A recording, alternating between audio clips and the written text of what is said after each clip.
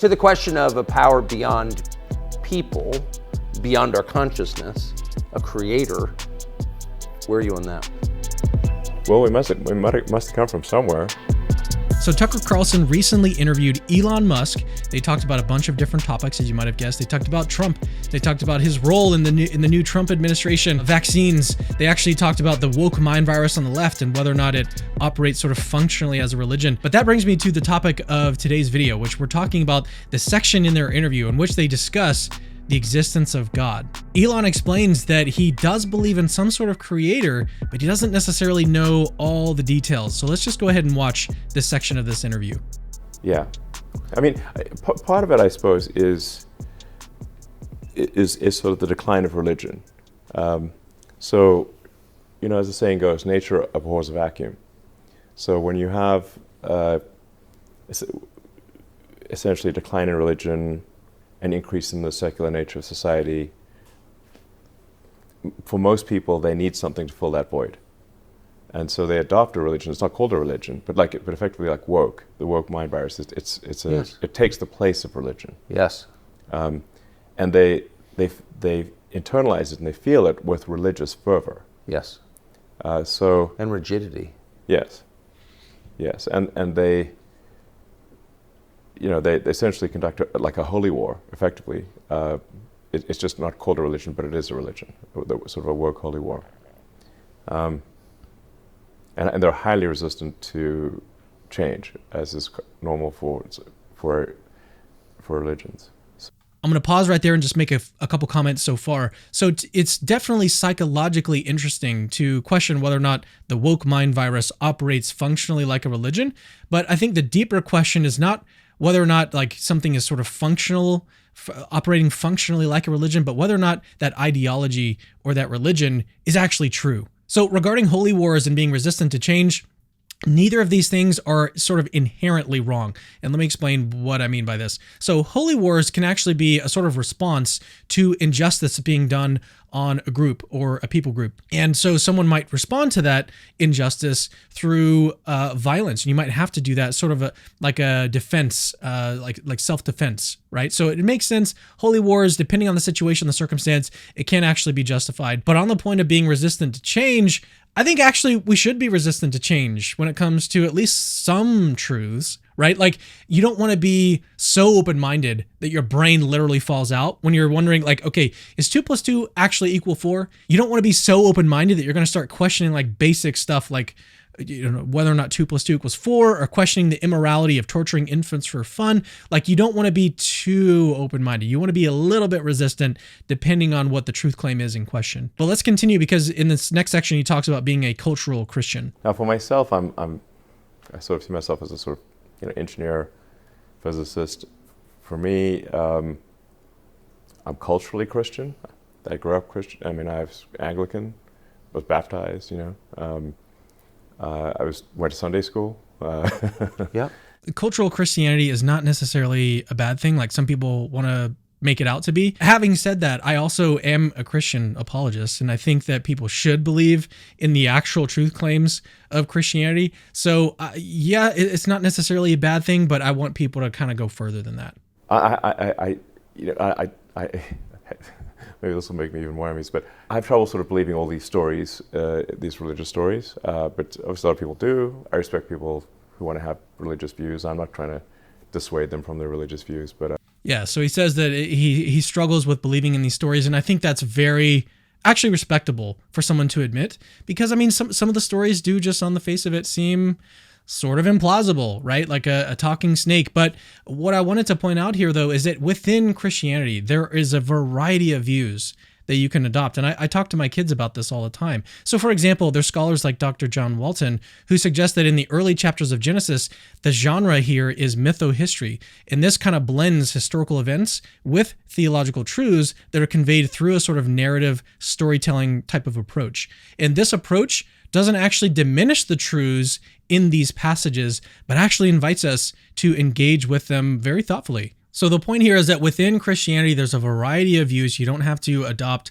a sort of literal, rigid understanding of these different biblical stories. You can engage the scholarship and go deeper and read and and come away with a very intellectually respectable view. And so that's what I would encourage. If Elon just happens to watch this video, I would definitely encourage you to just dive deeper into these passages. In the next part of the interview, he talks about how his sort of operating system, the way that his mind works, he's got like a physics operating system where everything has to be a little bit less than certain. So let's watch what he's got to say here. I guess the operating system I have is sort of a physics engineering operating system where I try to understand as much as possible about reality. In physics, you're not supposed to believe anything absolutely. You're supposed to question things. That's how you discover new physics. In engineering, that's how you discover if your machine will work or not work. Will the rocket get to orbit? So here, when I first watched this, I was thinking, like, how does this conflict with anything that at least I know about Christianity? I don't think it does. Because Christians can be very open-minded about the evidence. Like, if you look at the Gospel of Matthew, when John the Baptist expresses doubt about Jesus being the Messiah, Jesus responds not with a rebuke to John, but with evidence of his works. Look at Matthew 11:2-6. This demonstrates, in my view, that faith is not about blind acceptance, but it's actually supported by the evidence and by reason. So you don't got to turn your brain off. You don't got to be overconfident with your views to be a Christian. That's not like what it means to be a Christian at all. All right, the next part of the interview is kind of fun because he talks about people that he's met that believe in magic. It's I meet a lot of people, speaking of LA, I meet a lot of people in LA who believe witchcraft is real, and then you can do spells, and that spells and witchcraft, magic is real. I'm like, can you magic us to the moon? And no one has yet been able to magic us to the moon. Spells can't be that good, okay, if you can't. I want to go to the moon. Let's go. How about Mars? That's pretty good, actually. So Elon says that he's met people in LA who believe in magic and then challenges them to use it to take us to the moon or to Mars. And it's actually really easy to be sort of skeptical of these claims, like about magic, and I think rightly so. But magic and miracles, they're not on the same level, like intellectually. So some supernatural events are much, much harder to sort of casually dismiss. So one striking example of this is the apparition of Our Lady of Zaytun. From 1968 to 1971, millions of people, including Christians, Muslims, and atheists, witnessed a sort of luminous figure of the Virgin Mary appearing above a church in Cairo. And this was not just a one-time event. It actually happened multiple times over several years. It was photographed and even investigated by the Egyptian government, which actually couldn't find a natural explanation of the source of this luminous light. That type of evidence is a little bit harder to dismiss than someone claiming that they can do magic. And I also wanted to point out, this is not like just a really rare occurrence. I've personally interviewed exorcists who have seen things like levitation, believe it or not. Multiple people have seen this phenomena that literally defy the laws of physics as we know them. Magic definitely can't get us to the moon, but miracles, I think, actually can get us to God. I should also mention that we're about to launch our very first video on our sister channel, Miraculous Mysteries, where we will document the most credible miracle stories in history. Go subscribe to that channel if you haven't yet. So later on in the interview, Tucker asked Elon if he believes that there's a power higher than people. Let's actually watch this interaction here. Do you believe there's a power higher than people? Yeah, I mean, I think there's a lot we don't know. So he kind of hints at it here, but he does clarify a little bit later on, which we're going to get to in just a little bit, that he actually does believe in a creator. But let's just continue his comments here. We don't know why does reality exist? Where did it come from? So they're about to actually talk about aliens and stuff, and how Elon doesn't think that we have any evidence of aliens, and then Tucker sort of pushes back on that, because I think Tucker actually does believe in aliens. But the comments so far where he says, we don't really know, like, why does reality exist in the first place?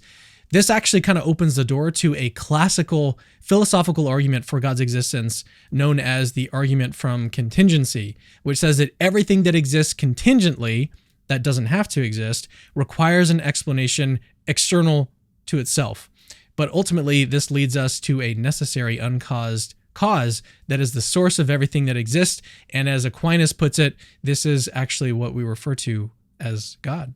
But some people will push back on this and be like, well, just because we got a creator doesn't mean that it's actually God, right? Like it could be some other type of entity. It could even be like a natural entity. And that's actually the topic of the next part of this interview. So let's continue. To the question of a power beyond people, beyond our consciousness, a creator, where are you on that? Well, we must have come from somewhere. Amen. So I guess, that there must be some creator or creative force or something that caused our existence to come into being. Amen. What is the nature of that creator? That I think is unknown. At least I think it is. There's. I don't know of a definitive answer to that. But it sounds like you're open. Yes, I'm very open to, I'm driven by curiosity. Yes. And I'm trying to understand more about the nature of the universe. So two quick things. So first, Elon seems to endorse actually a version of the Kalam cosmological argument in this interview, which states that everything that begins to exist has a cause. The world began to exist, therefore the world must have a cause. And he kind of says this when he says, there must be some creator or creative force or something that caused our existence to come into being. That sounds a lot like the Kalam cosmological argument. I don't know about you. But secondly, Elon says that he doesn't know what the nature of that creator is. He says he doesn't have sort of a definitive answer. As an apologist, I think we actually do have a pretty good answer to that. But instead of explaining my own views on this, I'm actually going to point you to my 3-hour conversation with Dr. Joshua Rasmussen. If you don't yet believe in God, listen to this conversation. It's going to blow your mind. By the end of it, you might actually just become a theist. Click on it. It's right here. Click on it right now.